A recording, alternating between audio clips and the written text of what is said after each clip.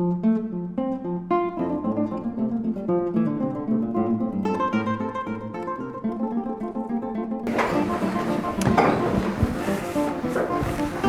looked yesterday at the Ionian philosophers, of whom there are 4. There's actually more than that, but as a great mercy to you, I only want you to know 4 of them. All right? Thales, Anaximander, Anaximenes, and of course, in conclusion, the well-known Heraclitus. We shift gears today and we look at the other side, sandwiched Greece on the other end, and that's the Italian philosophers. So we have Ionian and Italian. The Italian philosophers were there. They're Greek, you see, but this was Greek migration that some of you were mentioning yesterday. I want you to learn a couple of technical terms. All of the Ionian philosophers were called corporeal monists. Corporeal monists.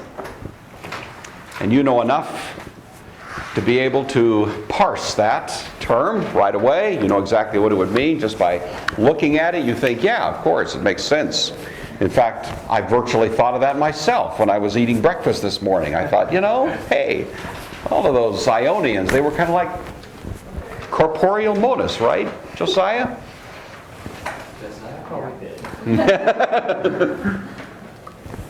What's the meaning of that term? Corporeal monist, you suppose? Go ahead, Josiah. The only thing that's coming to mind is the word corpus means body. Yes, in Latin. That's right. So exactly. Corporeal, monist is. Monist, we believe that everything can be reduced into one element. Yes. So. That's not bad, though. That's very good. You're right. The word corpus means body, but it also has the idea simply of material. And so these are people who said everything can be reduced to one material element. Okay, does that make sense? For Thales, that one material element was what? Mr. Fugit? Water. Water. For Heraclitus, fire, which is not exactly corporeal, but he didn't know that. So you get the idea. When we jump over to the Italians, they are also monists, but they're called in philosophy incorporeal monists. So they also believe everything can be reduced to one essence, but they don't think it makes sense that one essence is material. They think it must be something more spiritual, non-material, or incorporeal. So that's the term that's been used. All right, there's 4 of these guys as well. There's more, but again, as a mercy to you, I'm only going to require that you know 4 of them. The first one is one you've heard of.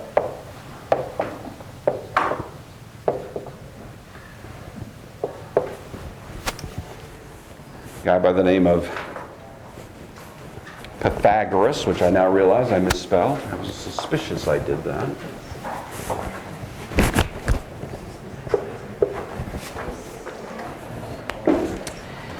Pythagoras, who lives 582 to 497.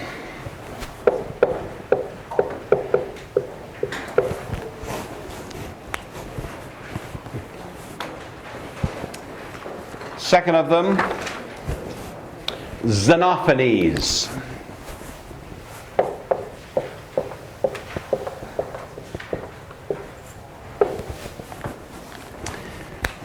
Again, I don't want you to know, you don't have to know all these dates. You may want to just write this down for future reference. His dates are 570 to 470.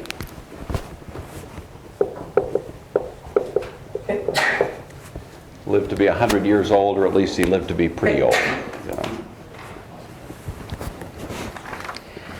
Third of these characters is named Parmenides. Yes, Mr. Fugit. Pythagoras' dates are impossible. 570 to 470? He's 100 years old? No, Pythagoras. Oh. 482. Oh, you're right. You're right. Yes. Thank you. No, which one did I mess up? Let me see. That's 582. I think you said 582. 582, I just wrote the, okay. Sorry, thank you. 582 to 497. Thank you, Mr. Fugit. I'd like to say I was testing you on whether you were paying attention, but of course that would be a lie. The next guy is Parmenides.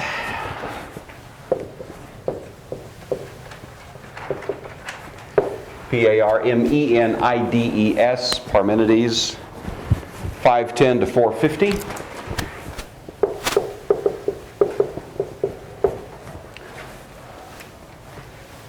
And the last one, Zeno.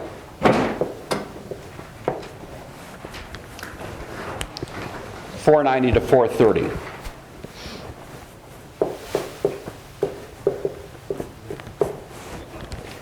The two whose dates I want you to know in this case are Pythagoras and Parmenides.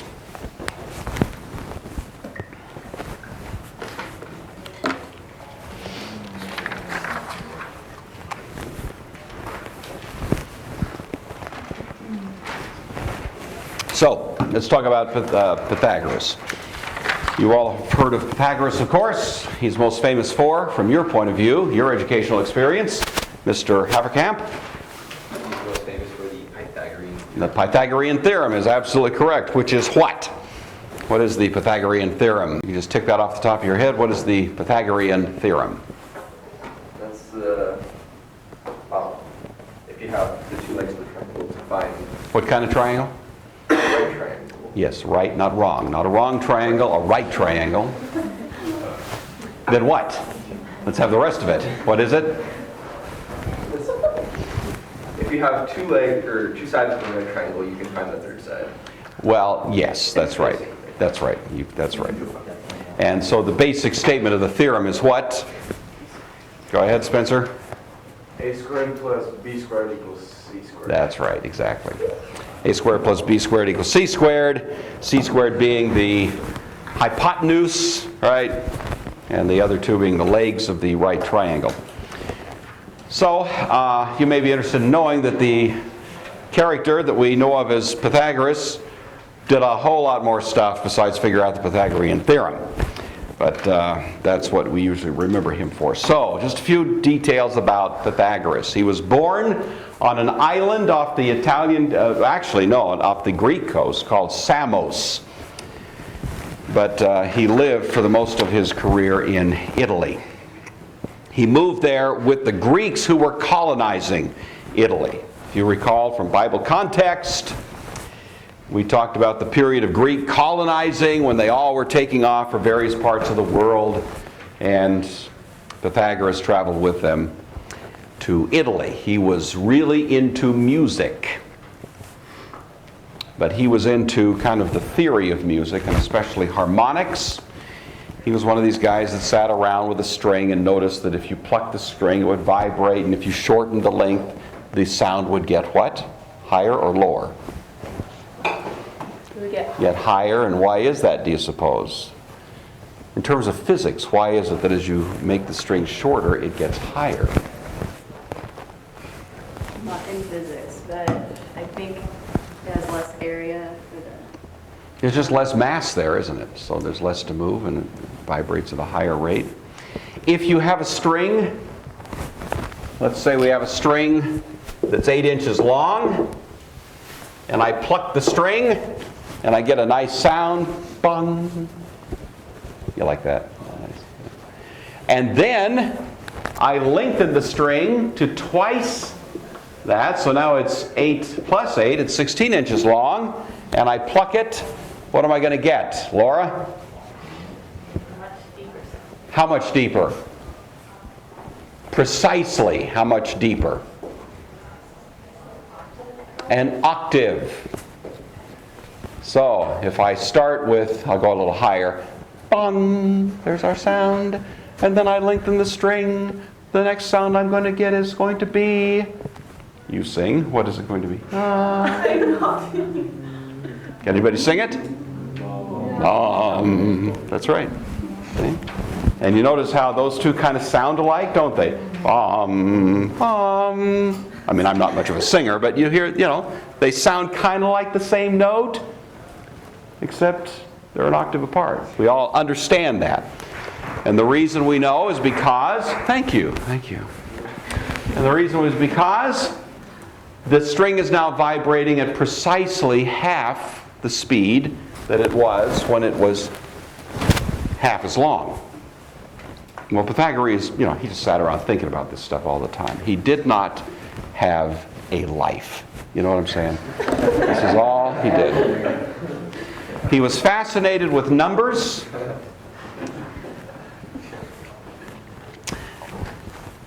And that was to him, and this is important, he's an incorporeal monist. That is to say, the fundamental reality of things is not material. It is spiritual. And for him, that spiritual reality was in numbers. Mathematics is the deep reality. It's not water, as Thales said, or fire, as Heraclitus. It's numbers. And he believed that numbers were the basic rational principle behind all things. And then he made a very alarming discovery, a discovery that was so disturbing to him that one of the rules he imposed on his disciples was if this secret was ever disclosed by any of them, that person would be punished by death. He made an alarming discovery about numbers. Anybody have any idea? What did he discover about numbers that was so embarrassing to him, so troubling to him, that he thought it was a dark secret? He didn't even want people to learn about it when he first discovered it. And then he swore his disciples to secrecy, that they would never disclose it. And Matthew, that dark secret about numbers that he discovered was that there was such a thing as 0. No, he didn't have a problem with 0. He had a problem with, What is it? Infinity? not infinity, but you're awfully close. He had a problem with irrational numbers. I mean, that's scary. Don't you agree? Irrational numbers. Kind of makes a chill run down your spine, doesn't it? That the square root of 2 never comes out even, And so anyway, he was very alarmed by that because he thought that sort of contradicted his principle. But in any event, he was kind of, I think he was basically OCD. He had all kinds of very strange rules. He said if you got up in the morning on one side of the bed, you had to get back in on the other side of the bed. He had rules about how you tied your shoes, but these all had to do with some kind of cult of mathematics. And he was trying to maintain a sort of symmetry and precision, about his experience. So anyway, he founded a cult. It was kind of a weird cult. We're not too interested in it. But he did develop some principles. I do want you to know these. So the main things from Pythagoras I want you to know. These were big influences on Plato. And so it's 3 things that I want you to know that were actually developed by Pythagoras that deeply affected Plato. They became part of Plato's outlook. One is called the body-soul dualism.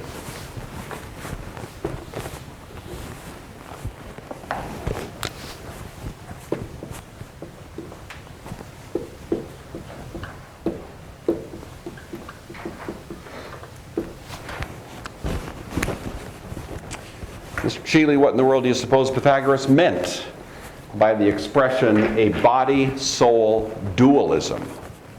There's a little more to it. We have a body, we have a soul. He affirmed that. Unlike the Ionians, who said we only have body, right? We have a soul. What's the relationship between body and soul? How would you describe it? If we use the term dualism, it means, Spencer? Well, they're together in here, but they're not the same. They're together. They are not the same thing. It's a little more than that. It is, Sarah? They're in conflict. The word dualism virtually always implies conflict. There's two English words, duality or dual, and dualism.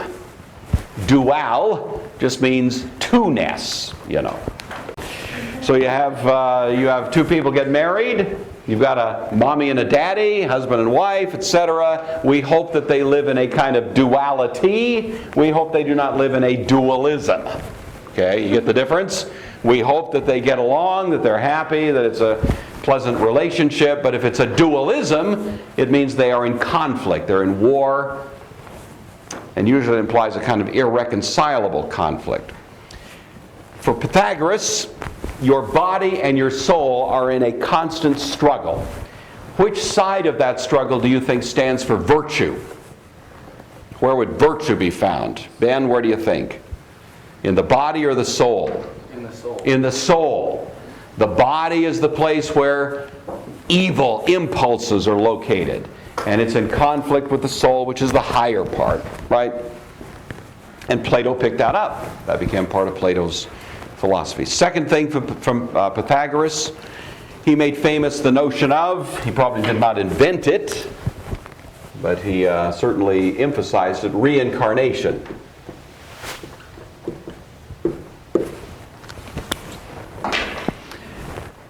And reincarnation is, Kayla, what? The belief in reincarnation is the belief in,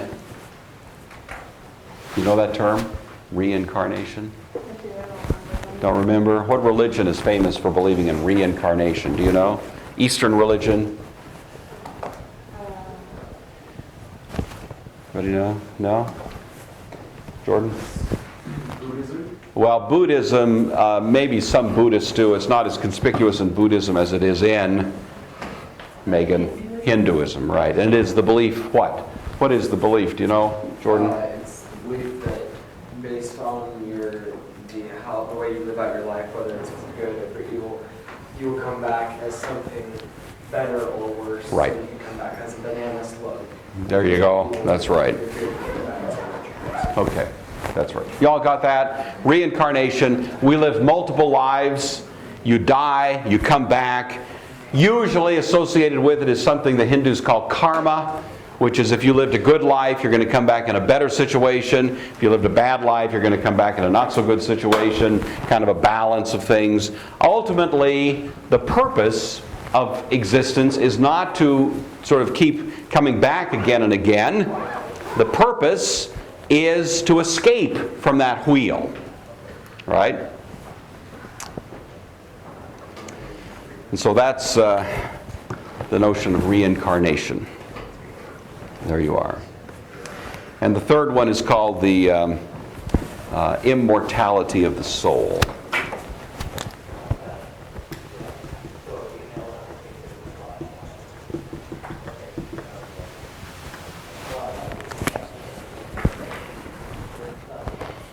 So immortality of the soul would be what? What would that, Nicole, what would immortality of the soul imply?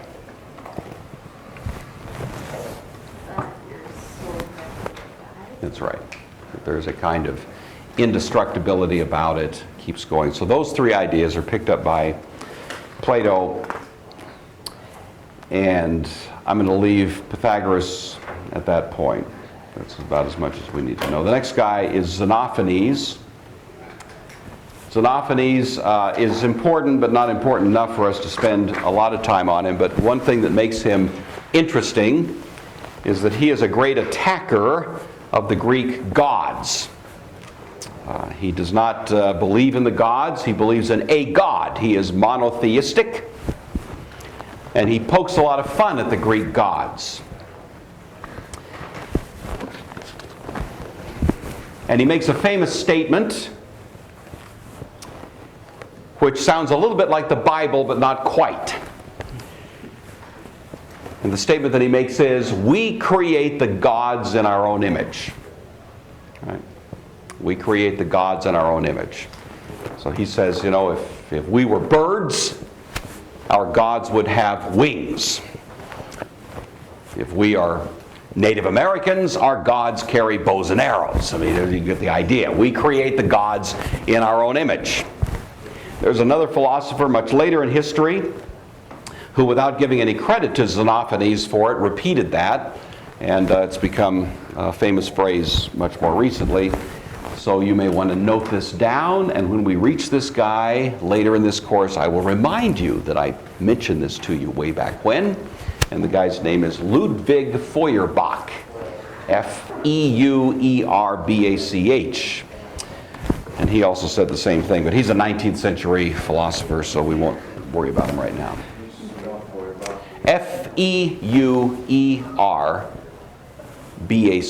Ludwig, Ludwig, Feuerbach.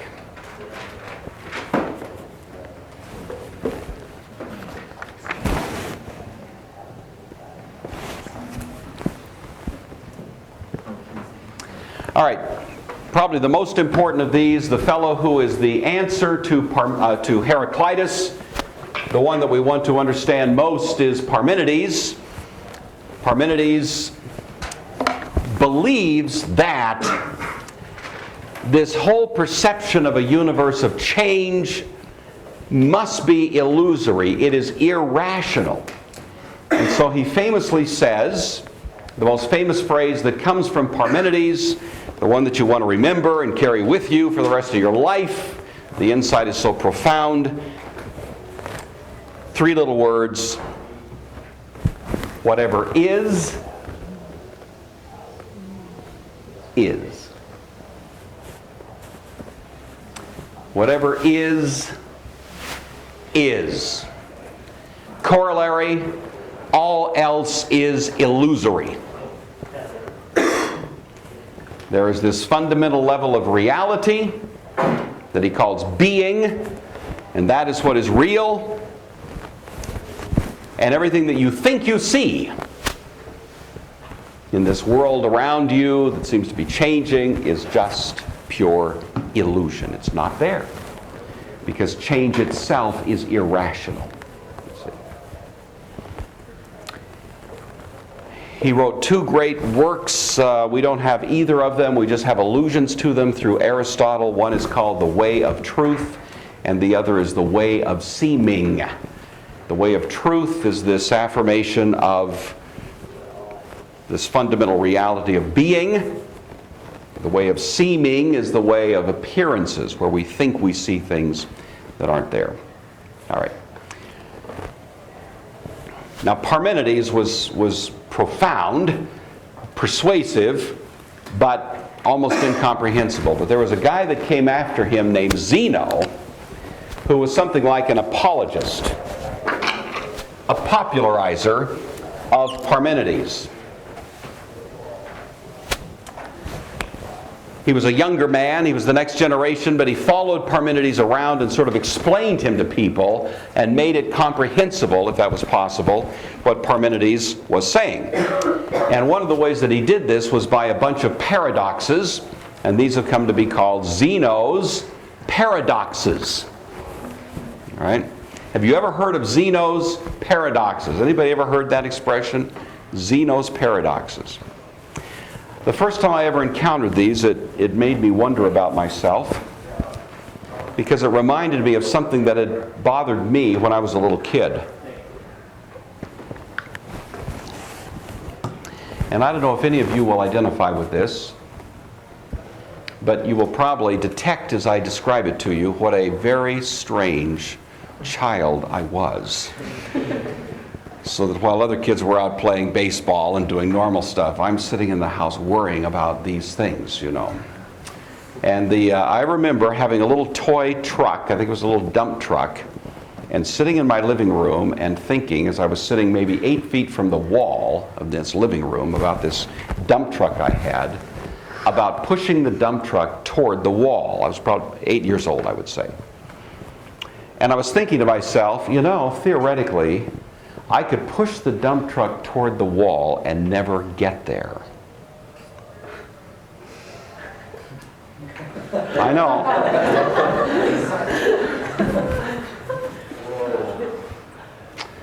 Now, does anybody know what was in my 8-year-old brain that would have made me think that I can push the dump truck toward the wall and never get there? What was I thinking? Jacob, what do you suppose?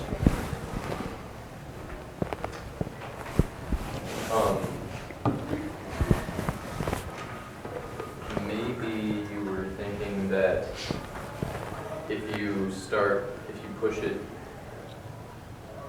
in smaller and smaller amount as you keep going, you could keep pushing it, but it would be infinitely small. Yes, that's the idea. That's what I was thinking. The way I conceived of it was this. I was thinking, well, I could push my dump truck halfway to the wall, and then I could push my dump truck half of that distance, and then I could push my dump truck half of that distance. I actually tried this as an experiment, and I kept doing it. And theoretically, do you realize I could spend the rest of eternity pushing my dump truck halfway of the remaining distance? In no matter how small a distance I conceived of, I could imagine half of that. If it was any distance at all, you can always imagine half of it, can't you? And so at least in theory, I could keep doing that forever. And that did drive me crazy. Hence, here I am. You know? Now, that was, and I have eventually decided, well, on the other hand, I just pushed my dump truck to the wall, and it hit the wall, so I knew somehow or other I was overruling that kind of, but it did trouble me, and then I didn't think much more about it until years later when I was a philosophy minor at Whitworth, and I came across a guy named Zeno. Now, Zeno did not have a dump truck paradox, you know, but he had several that were of the same general species. So here they are. There's 3 of these paradoxes of Zeno. And I'll give them to you in order of my preference of them. So the first of them is the paradox of the runner. The paradox of the runner. The second one is the paradox of the tortoise and the hare.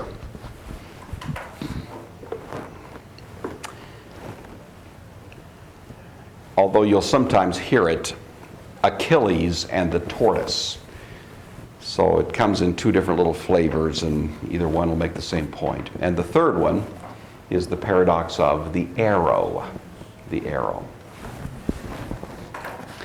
Now, remember what Zeno is attempting to accomplish. He's wanting to prove that Parmenides is correct. And what you need to keep in mind from Parmenides is this. Parmenides believes that the ideas of space and time, and therefore the ideas of time and motion, are absurd. That there cannot be space, motion, time. All of these things are illusory. Whatever is, but whatever is a fixed and eternal, unchanging reality known as being. And if I think things are changing around me, then I'm simply deceived. I'm living in an illusion. Zeno was trying to prove the truth of that. So the first illustration he gives of this is the paradox of the runner. The idea here, and it's kind of like my dump truck, except it's just the opposite. Zeno put it this way. Before the runner can run 100 yards, he has to run how many yards? Well, yeah, we'll go by halves here. You're right, but it would take a lot longer to do it your way, so we'll go by, 50. But before he can run 50, he's got to run 25. But then before he can do that, he's got to run 12 and a half. And you know how that works. And no matter how far he has to run, before he can run that distance, he has to run half that distance. And the distance he has to run, therefore, is infinitely divisible, so that ultimately he cannot run at all. Because no matter how much he's going to run, he's got to run half of that distance first, you see. So before he can even run 1 inch, he's got to run a half an inch. But before he can run a half an inch, he's got to run a quarter of an inch. And it just keeps narrowing down to where you realize he cannot move. That the runner is an illusion. So that's his first paradox.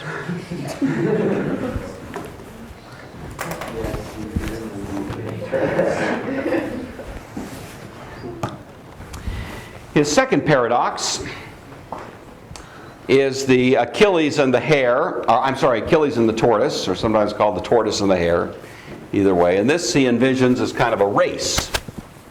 So we're out on the track. And here's the race. And of course, as between a hare and a tortoise, who's faster? Not a trick question, Krista. The hare, so we're going to put the bunny over here. Big ears there, legs, head, nose. And we're going to put the tortoise, which it's scary to try to draw this one, but there's the head. That's not actually too bad, you know. All right. So the way that the reasoning goes is that the hare has to catch up with the tortoise.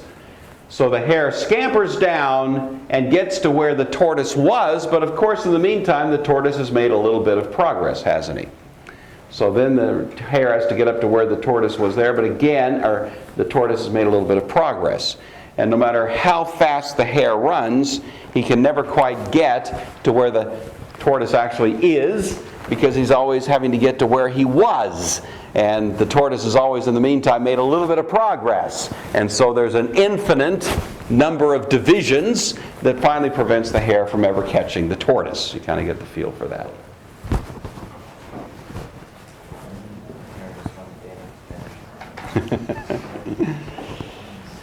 Now I want to give you one more, and then we'll talk about it, see what you think of them. The third of his paradoxes is the paradox of the arrow.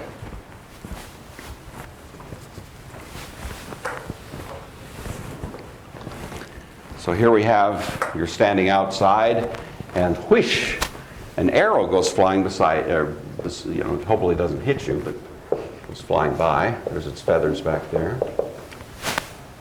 We'll show, this is speed. That's what I'm indicating there. There's the arrow flying through the air. Zeno says, of course, the arrow is not moving. Cannot move. Because you think, okay, what is the, you can think about how much distance does the arrow cover in one, let's say, second. And depending on the speed at which it's going, we might say, well, it covers so many yards or so many feet, in a second. Then you say, well, how much distance does it cover in half a second? Or in a quarter of a second? Or in an eighth of a second? And you keep, what is the very tiniest particle of time? Pardon me? A nanosecond, but can you think of a half a nanosecond? A nanosecond is an amount of time. Computers operate in terms of but you can think of half a nanosecond. What's the very tiniest particle of time? What is all time made up of? The tiniest particle of time is we call it what? An instant, similar word but a better word. Say it. Moment. How long is a moment?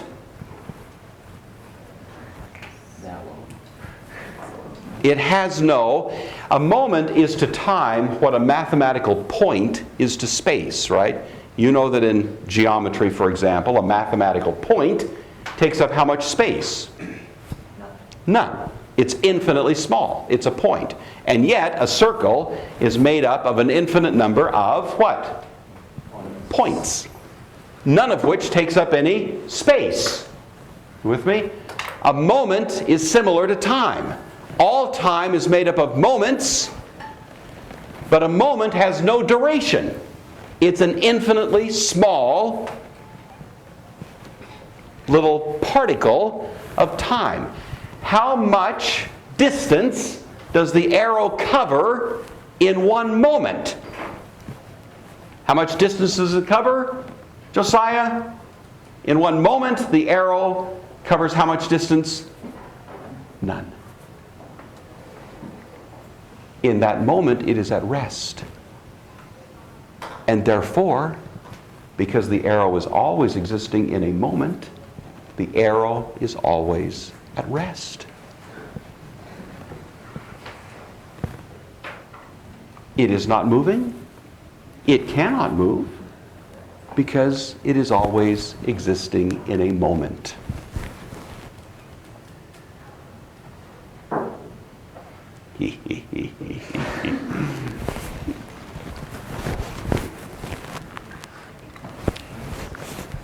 I told this little paradox the first time I taught philosophy, and I tell you, something happened to that boy. It's like I saw it happen. I just saw this kind of, this look of kind of, I believe I persuaded him. Motion doesn't, he for about 2 days, in fact, I hope I'm okay telling this, his mother came to me later. She was worried about it. She said, "What are you teaching those kids?" This is in the first week of philosophy, and I have a kid who's on the verge of a breakdown because of paradoxes about arrows, And so that was kind of a frightening moment there. So I don't want any of you to have that experience. I don't want you to walk out of here thinking there is no motion. But it is a very intriguing problem, isn't it? There have been all kinds of attempts to answer Zeno's paradoxes. Believe me, people have looked at them and thought, well, they're amusing, they're interesting, they're kind of perplexing. There have been attempts to answer, but I think people who look at it honestly say that in the final analysis, it's very difficult to give an answer. We, of course, take it for granted that there's motion because I can walk over and slap Trevor and he can feel it, and so he has an empirical experience that tells him there was indeed motion. But in terms of pure rationality, not what I perceive, but what I actually am led to by the operation of reason, I have to say, motion doesn't make a lot of sense. It is a somewhat absurd idea. And that's why Parmenides wound up saying, we think we see motion, but in fact, it cannot be because it is absurd. Okay. So that's kind of whatever is, but all these things we think we experience are irrational. Go ahead. Did he have an alternative to motion, or just that these are illusion? He's not denying that we experience something that's called motion, but that it's simply an illusory experience. It's like a hallucination. So then would everything we do have to be an illusion? Yes, everything we do. Okay. We are, but in terms of being, we are simply part of that greater being. And that is the fundamental reality. And of course, that being is not exactly corporeal. I erased it, but these are incorporeal monists. Being is not matter. It is something deeper. Matter, you see, again, implies motion. It implies time and so on. So it's something deeper than that. Now, that may strike you as kind of bizarre, and that's fine, but these ideas were very, very influential on Plato. Plato picked up this thought of Parmenides, but he also appreciated Heraclitus, and he tried to figure out a way to synthesize these two. He tried to figure out a way to take a little bit of both and produce a philosophy that would account for both of them. But we are going to save that for a later time.